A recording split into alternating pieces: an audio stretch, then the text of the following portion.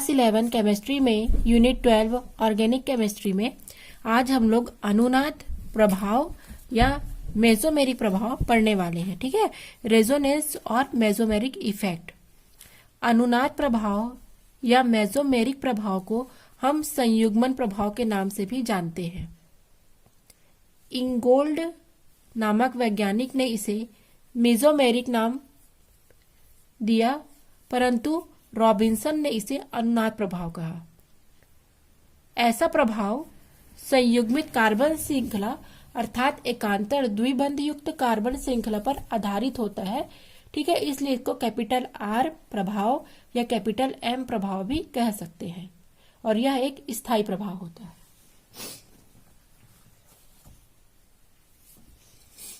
अनुनाद मेसोमेरिक प्रभाव का ही शुद्ध रूप है। अनुनाद या मेसोमेरिक प्रभाव को समझने के लिए सबसे पहले हमको अनुनाद को समझना इंपॉर्टेंट है। ठीक है, अगर हम लोग अनुनाद समझ गए तो मेसोमेरिक प्रभाव भी हम समझ सकते हैं। तो सबसे पहले हमको अनुनाद पढ़ना है कि अनुनाद किसे कहते हैं, अनुनाद क्या होता है। यदि किसी यौगिक या कंपाउंड के गुणों अर्थात उसके भौतिक गुण और उसके रासायनिक गुण की व्याख्या किसी एक संरचना से न की जा सके तो ऐसे यौगिकों के गुणों की व्याख्या करने के लिए एक से अधिक संरचनाएं प्रस्तावित की जाती है। ठीक है, केमिस्ट्री में जनरली क्या होता है, बहुत सारे कंपाउंड होते हैं, बहुत सारे यौगिक होते हैं जिनके गुणों अर्थात उनके भौतिक और रासायनिक गुण की व्याख्या हम एक संरचना सूत्र से नहीं कर सकते हैं। तो ऐसे यौगिकों के गुणों की अर्थात उसके भौतिक रासायनिक गुणों की व्याख्या करने के लिए हमको एक से अधिक संरचनाएं प्रस्तावित करनी पड़ती है। एक से अधिक संरचनाओं के माध्यम से हमको उस यौगिक के गुणों की व्याख्या करनी होती है। इन प्रस्तावित संरचनाओं को ही अनुनादी संरचना कहेंगे और इस घटना को अनुनाद या रिजोनेंस कहेंगे। ठीक है, तो रिजोनेंस या अनुनाद क्या होता है कि जब कोई कंपाउंड या यौगिक है उनके गुणों अर्थात उनके भौतिक और रासायनिक गुणों की व्याख्या एक सूत्र के सहायता से, एक संरचना सूत्र के माध्यम से अगर हम नहीं दे सकते तो हमको एक से अधिक सूत्रों के द्वारा या प्रस्तावित संरचना के द्वारा हमको उसको समझाना पड़ता है, तो उसे ही हम रिजोनेंस या अनुनाद कहते हैं। और सभी अनुनादी संरचनाओं की संकर संरचना को अनुनादी संकर कहते हैं। ठीक है,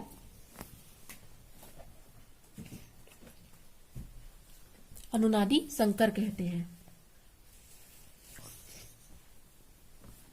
तो इसको हम लोग समझेंगे एग्जाम्पल से। किस प्रकार से समझेंगे इसको हम एग्जाम्पल से, मान के चलिए ये आपका बेंजीन स्ट्रक्चर है। ठीक है, या फिर हम इसको इस प्रकार से भी शो कर सकते हैं ये, या फिर हमको इसको किस प्रकार से शो करना पड़ेगा, ये यहां पर सब जगह क्या है, हाइड्रोजन है। ठीक है, कार्बन को शो नहीं किया गया है। यहाँ पर सारी जगह क्या रहते हैं, कार्बन रहते हैं, ये पूरे कार्बन रहते हैं और ये हाइड्रोजन है। तो हमको पता है कार्बन की वैलेंसी 4 होती है। तो यहाँ पर एकांतर क्रम में द्विबंध और एकल बंध से मिल करके ये बना होता है। जैसे यहाँ पर हम देख सकते हैं 1 2 3 है और यहाँ पर ये अब 4 हो गए। ठीक है, 1 2 3 4 ये कार्बन हो गया, वैलेंसी कंप्लीट। और यहाँ की भी 1 2 ये वाला 1 2 3 और ये 4, यहाँ की 1 2 3 है तो यहाँ करेंगे तो 1 2 3 4 हो गया, यहाँ की 1 2 3। ठीक है, और ये हो गया 4।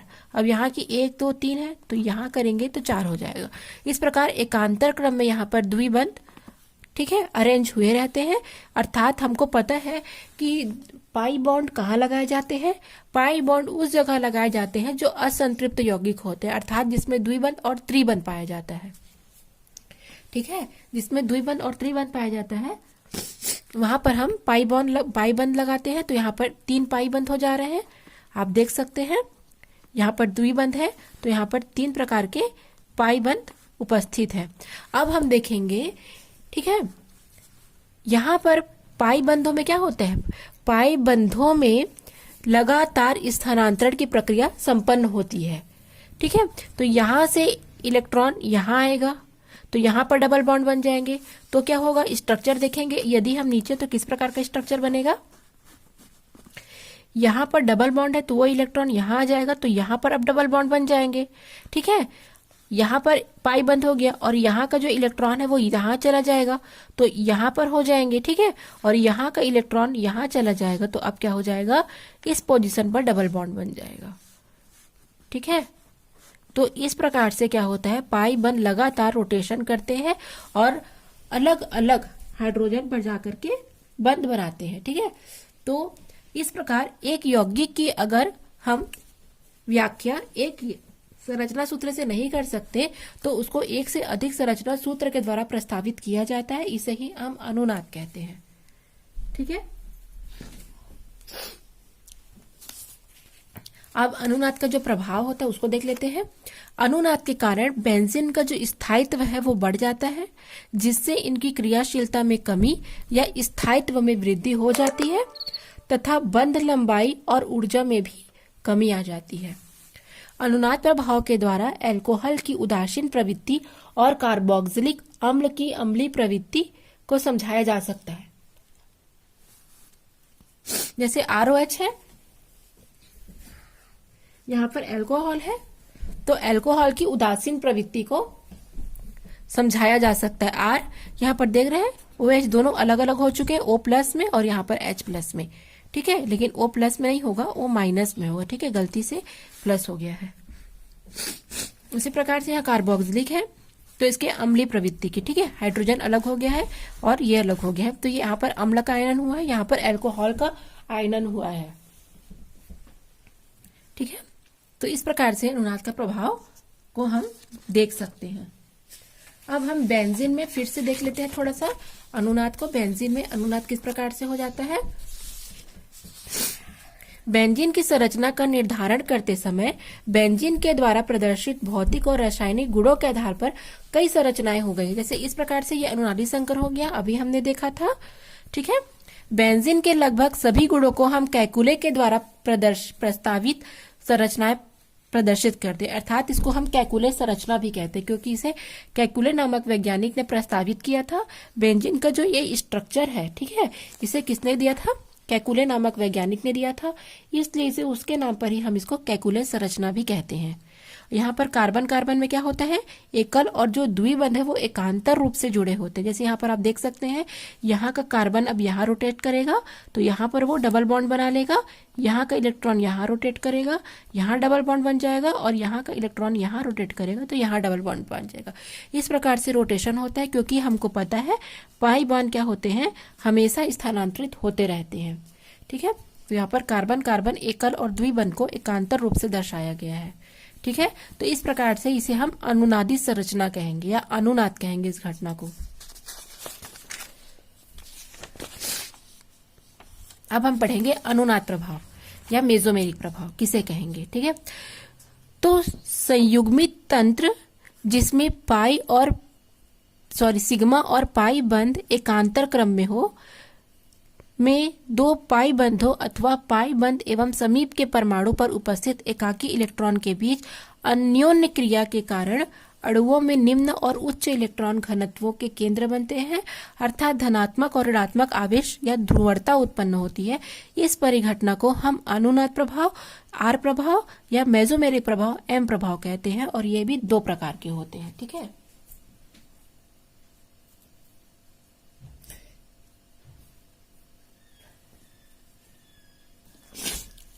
अर्थात कहने का मतलब ये है, एग्जाम्पल से हम समझेंगे। ठीक है, अगर ठीक है कोई संयुग्मित या कोई कॉन्जुगेशन कोई सिस्टम है, उसमें या तो सिग्मा और पाई बंध एकांतर क्रम में हो, या दो पाई बंध हो, या एक पाई बंध और एक परमाणु पर उपस्थित एकाकी इलेक्ट्रॉन युग्म हो, उनके बीच जो अभिक्रियाएं होंगी, अन्योन्य क्रियाएं होंगी, उसके कारण अणु में निम्न और उच्च इलेक्ट्रॉन घनत्व के केंद्र बनेंगी। ठीक है, और धनात्मक और ऋणात्मक आवेश उत्पन्न होंगे, इसे ही हम कहेंगे अनुनाद प्रभाव। जैसे हम यहाँ पर एक एग्जाम्पल ले ही लेते हैं, CH2 डबल बॉन्ड CHCl। ठीक है, तो इस अभिक्रिया का क्या होगा, यहाँ पर हम देख रहे हैं द्विबंध और एकल बंध है। तो इस प्रकार से पाई बंध और सिग्मा बंध, ठीक है, या दो पाई बंध या एक पाई बंध और एक एकाकी इलेक्ट्रॉन युग्म के मध्य जो अन्योन्य क्रिया होंगे उसके कारण निम्न और उच्च घनत्व के इलेक्ट्रॉन के केंद्र बनेंगे, जहां पर धनात्मक और ऋणात्मक आवेश उत्पन्न होगा। इस परिघटना को ही हम मेसोमेरिक प्रभाव कहते हैं। तो अब क्या हो जाएगा, यहाँ पर इस प्रकार से रोटेशन हो जाएगा, तो CH2 CH Cl, ठीक है, यहाँ पर अब डबल बॉन्ड आ जाएगा। तो यहाँ पर हम देख रहे हैं यहाँ पर कार्बन 2 की कमी हो रही है, ठीक है, एक तीन कार्बन है, तो यहाँ पर एक इलेक्ट्रॉन युग्म इस प्रकार से आ जाएगा और यहाँ पर ऋणात्मक आवेश बन जाएंगे, यहाँ का घनत्व बढ़कर जाएगा जिससे यहाँ पर ऋणात्मक आवेश बन जाएंगे और क्लोरीन पर क्या आ जाएगा, धनात्मक आवेश आ जाएगा। अब इसका प्रकार देखेंगे, धनात्मक अनुनाद प्रभाव या प्लस आर प्रभाव। जब इलेक्ट्रॉन युग्म का विस्थापन किसी परमाणु या समूह से दूर होता है, ठीक है, इलेक्ट्रॉन युग्म कहाँ जाएंगे, परमाणु या समूह से दूर जाएंगे, अर्थात ये द्विबंध का इलेक्ट्रॉन प्रदान करते हैं, तो यह प्रभाव क्या कहलाता है, प्लस आर या प्लस एम प्रभाव कहलाता है, ठीक है ना। अभी हमने जो देखा ये एग्जाम्पल, ये इसी का एग्जाम्पल है, ठीक है, प्लस आर या प्लस एम प्रभाव का। यहाँ पर देख रहे हैं CH2 CH Cl है, ठीक है, इसका नाम क्या हो जाएगा, प्रोपिल क्लोराइड, ठीक है, या 1 क्लोरोप्रोपेन हो जाएगा। तो यहाँ पर डबल बॉन्ड देख रहे हैं, जहां पर पाई इलेक्ट्रॉन है, इसका स्थानांतरण यहाँ हो जाएगा, तो अब यहाँ पर डबल बॉन्ड हो गए। इस कारण यहाँ पर एक इलेक्ट्रॉन युग्म की कमी होने से, इलेक्ट्रॉन न्यून होने से यहाँ पर ऋणात्मक आवेश आ गया और यहाँ पर धनात्मक आवेश आ गए। तो ये आपका धनात्मक प्रेरणिक प्रभाव का, धनात्मक मेसोमेरिक प्रभाव का एग्जाम्पल है। यहाँ पर OH, OR, NH2 ये सब इसके एग्जाम्पल में ही आ जाएंगे।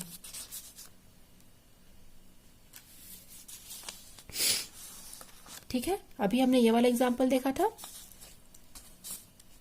अभी हमने इस एग्जाम्पल से समझा था, ठीक है। अब हम देखेंगे एनिलीन की अनुनादी संरचना। ये एलिनिन है, 5 स्ट्रक्चर है, यहाँ पर भी वैसे ही हो रहा है। यहाँ का इलेक्ट्रॉन यहाँ आ जाने से यहाँ पर डबल बॉन्ड बन जाएंगे, यहाँ का इलेक्ट्रॉन यहाँ आने से यहाँ पर बॉन्ड बन जाएंगे और यहाँ पर इलेक्ट्रॉन न्यून हो जाएगा, कमी हो जाएगी। फिर यहाँ पर का इलेक्ट्रॉन यहाँ रोटेट करेगा, तो ये वाला जगह का इलेक्ट्रॉन अब इधर आ गया। इस प्रकार से रोटेशन चलते जाएगा, ठीक है। परस्पर पाई बंध क्या करेंगे, अपनी जगहों को स्थानांतरित करते जाएंगे, स्थानांतरण होते जाएगा उसका।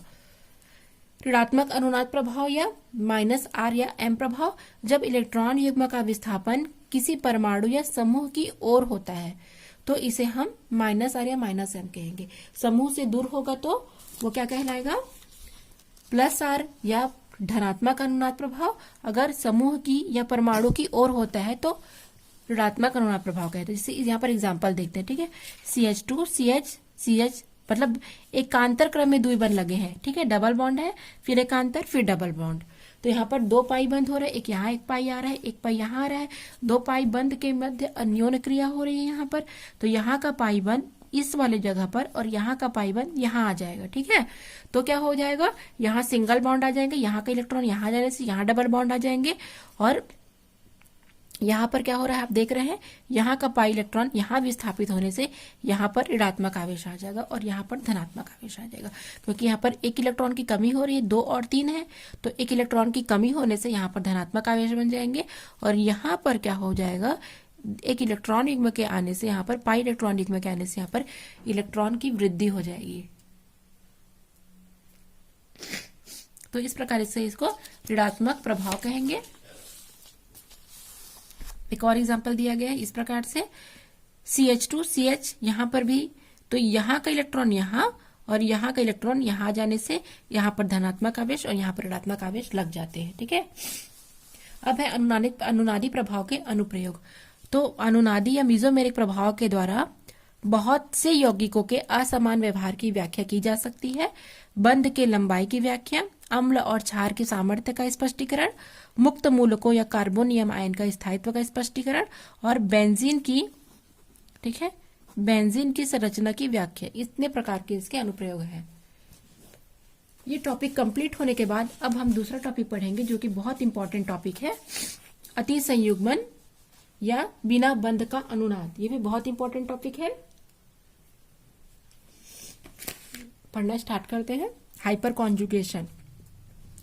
इस प्रकार के संयुग्मन में सिग्मा आबंध और पाई आबंध के साथ संयुग्मित होते हैं। ठीक है, मतलब इस प्रकार का जो संयुग्मन है, ये इस प्रकार का जो कॉन्जुगेशन है, उसमें सिग्मा बंध और पाई बंध आपस में संयुग्मित होते हैं। इस प्रभाव की खोज सन 1935 में बेकर और नेथन ने की थी, इसलिए इसे उनके नाम पर बेकर नेथन प्रभाव भी कहते हैं। ठीक है, क्या हो जाएगा ये प्रभाव की परिभाषा? यदि किसी यौगिक में कार्बन हाइड्रोजन बंध के सिग्मा इलेक्ट्रॉन व यौगिक के पाई इलेक्ट्रॉनों के मध्य संयुग्मन हो तो इसे हम हाइपर कॉन्जुगेशन या अति संयुग्मन कहते हैं। ठीक है, अर्थात कोई यौगिक है जिसमें कार्बन हाइड्रोजन बंध है, तो कार्बन हाइड्रोजन अर्थात एकल बंध में सिग्मा बंध बनता है, तो सिग्मा इलेक्ट्रॉन और यौगिक के पाई इलेक्ट्रॉन के मध्य संयुग्मन हो तो इसे हम हाइपर कॉन्जुगेशन या अति संयुग्मन कहेंगे, और इसे सिग्मा पाई संयुग्मन भी कहेंगे। बिना बंध का अनुनाद भी इसे ही कहा जाता है। तो आगे इसको एग्जाम्पल से समझते हैं। ठीक है, यहाँ पर एग्जाम्पल दी गई है, लोग देख सकते हैं एग्जाम्पल के माध्यम से। क्या हो रहा है, अल्फा कार्बन से असंतृप्त कार्बन के पाई इलेक्ट्रॉनों का स्थानांतरण होता है। अल्फा कार्बन से असंतृप्त कार्बन के पाई सिग्मा इलेक्ट्रॉनों का स्थानांतरण होता है। मान के चलिए यहाँ पर अल्फा कार्बन है। ठीक है, तो यह जो अति संयुग्मन की जो प्रोसेस होती है, ये क्रियात्मक समूह के ठीक सीधे वाले कार्बन पर अटैक करती है। तो यहाँ का जो इलेक्ट्रॉन है वो अब यहाँ क्या करेगा, ट्रांसफर करेगा। ठीक है, स्थानांतरण करेगा असंतृप्त कार्बन के सिग्मा इलेक्ट्रॉनों का। मतलब यहाँ पर असंतृप्त है तो यहाँ पर क्या हो रहा है, पाई बंध बन रहे हैं। ठीक है, यहाँ पर सिग्मा बंध है, यहाँ पर पाई बंध है, तो पाई बंध का इलेक्ट्रॉन यहाँ पर ट्रांसफर करेगा। ठीक है, तो वही कहा जा रहा है कि जो अल्फा कार्बन है वहां का जो सिग्मा बंध है वो यहाँ पर आएगा, और ये जो असंतृप्त हाइड्रोकार्बन है यहाँ का पाई बंध यहाँ हो जाएगा। तो क्या हो रहा है, यहाँ का बॉन्ड यहाँ आ जा रहा है, तो एक इलेक्ट्रॉन का त्याग कर रहा है, तो यहाँ का जो ये बंध है वो हट जाएगा, यहाँ आप देख सकते हैं, और यहाँ पर धनात्मक आवेश लग जाएगा, और यहाँ पर एक इलेक्ट्रॉन की कमी हो जाने के कारण यहाँ पर ऋणात्मक आवेश लग जाएगा। ठीक है, सॉरी, एक इलेक्ट्रॉन ग्रहण कर रहा है। ठीक है, गलती हो गई, सॉरी। यहाँ पर क्या करें, ये बॉन्ड को इसको दे रहा है तो ये डबल बॉन्ड में कन्वर्ट हो जाएगा। ठीक है, और यहाँ का जो इलेक्ट्रॉन यहाँ आ जा रहा है इसलिए यहाँ पर ऋणात्मक आवेश लग रहा है। और इसे बिना बंध का अनुनाद इसलिए कहते हैं क्योंकि यहाँ पर बंध नहीं है, तब भी हाइड्रोजन यहाँ पर मौजूद है। एक बार हाइड्रोजन यहाँ, देन यहाँ, देन यहाँ, तीनों में लाइन से क्या होगा, रोटेट होगा। अब देखेंगे यहाँ का हाइड्रोजन हट रहा है और तीसरे में यहाँ का, वही प्रोसेस चलता रहेगा। ठीक है, तो इसके आगे देखते हैं। इसे अल्फा कार्बन से असंतृप्त कार्बन की सिग्मा इलेक्ट्रॉनों का स्थानांतरण होता है। जैसे मैंने अभी आप लोग को बताया, अल्फा कार्बन के सिग्मा इलेक्ट्रॉन का स्थानांतरण होगा, देन पाई इलेक्ट्रॉन का भी स्थानांतरण हो जाता है। सिग्मा इलेक्ट्रॉनों का पाई इलेक्ट्रॉन की ओर स्थानांतरित होने से उसमें ध्रुवीकरण आ जाता है। अर्थात क्या बोल रहा है, सिग्मा इलेक्ट्रॉन का पाई इलेक्ट्रॉन की ओर विस्थापन हो रहा है, स्थानांतरण हो रहा है। सिग्मा इलेक्ट्रॉन का यहाँ और पाई इलेक्ट्रॉन का यहाँ स्थानांतरण होने से ये ध्रुवीकरण हो जाते हैं, अर्थात पॉजिटिव और निगेटिव चार्ज में चेंज हो जाते हैं। यहाँ पर देख रहे हैं, यहाँ पर पॉजिटिव चार्ज और यहाँ पर निगेटिव चार्ज में ये चेंज हो जा रहे हैं। ठीक है, तीसरा है, इस प्रकार बनी संरचनाओं को अति संयुग्मी संरचना कहा जाता है। जैसे हम यहाँ देख रहे हैं फर्स्ट, सेकंड, थर्ड और फोर्थ, ये जितनी भी संरचनाएं हैं ये अति संयुग्मी संरचना है। ठीक है, फिर आगे देखते हैं। धनावेशित हाइड्रोजन आयन बिना किसी बॉन्ड का के होता है, इसलिए इसे बंधहीन अनुनाद कहते हैं। जैसे यहाँ पर देखो क्या हो रहा है, यहाँ पर से एक सिग्मा इलेक्ट्रॉन यहाँ जा रहा है, यहाँ का बंध यहाँ आने से यहाँ का बंध हट जा रहा है, लेकिन हाइड्रोजन का जो पॉजिटिव चार्ज है वो आप देख सकते हैं बना हुआ है। ठीक है, हाइड्रोजन का पॉजिटिव चार्ज बना होने के कारण इसे हम क्या कहते हैं, बिना बंध का। यहाँ पर बंध नहीं है, तीनों पर देखो, यहाँ पर और यहाँ पर और यहाँ पर बंध नहीं है, लेकिन वहां पर हाइड्रोजन प्लस बना हुआ है, इसी कारण इसे बिना बंध का अनुनाद कहते हैं। अगला पॉइंट देखेंगे। अति संयुग्मन भी अनुनाद के समान ही होता है, लेकिन इसमें यौगिक अधिक स्थायी हो जाता है क्योंकि यह 4 सूत्रों का संकर होता है। अनुनाद में भी हमने देखा था, जब किसी यौगिक की व्याख्या से पहले हमने देखा था जब किसी यौगिक की व्याख्या एक सूत्र से नहीं की जा सकती तो एक से अधिक सूत्रों के द्वारा हम उसकी व्याख्या को प्रदर्शित करते हैं। ठीक है, तो एक से अधिक सूत्रों से जब हम उनकी व्याख्या को प्रदर्शित करते हैं तो उसे हम क्या कहेंगे? अनुनाद। ये अनुनाद जैसा ही है, थोड़ा सा फर्क इसलिए है कि ये अतिशय युग्मन जो होता है वो अनुनाद से अधिक स्थायी होता है, क्योंकि इसमें 4 सूत्रों के द्वारा इसे व्यक्त करते हैं। ठीक है, पहले यहाँ का हाइड्रोजन हटा, फिर यहाँ का और फिर यहाँ का, तो इस प्रकार से ये अनुनाद से अधिक स्थायी होता है। एक और स्ट्रक्चर यदि हम इसका देखेंगे तो क्या होगा? इस प्रकार से। ठीक है, यहाँ पर हम देख सकते हैं सिग्मा और पाई बंध का आणविक फॉर्म या ऑर्बिटल फॉर्म। ठीक है, यहाँ पर देख सकते हैं, यहाँ पर सिग्मा और पाई संयुग्मन हो रहा है, लेकिन यहाँ पर केवल पाई हो रहा है। ठीक है, तो आगे और है, हाँ, अतिसंयुग्मन के अनुप्रयोग। आबंध लंबाई में परिवर्तन की व्याख्या करने में, एल्कीनों के स्थायित्व की व्याख्या करने में, एल्किल समूहों का दिशात्मक प्रभाव को बताने में और कार्ब धन आयन या मुक्त मूलक के स्थायित्व के लिए हम अतिसंयुग्मन का प्रयोग करते हैं। तो आज का ये टॉपिक यहीं कंप्लीट होता है, ये चैप्टर यहीं कंप्लीट होता है। अब नेक्स्ट हम नया चैप्टर स्टार्ट करेंगे। ठीक है, थैंक्स फॉर वॉचिंग।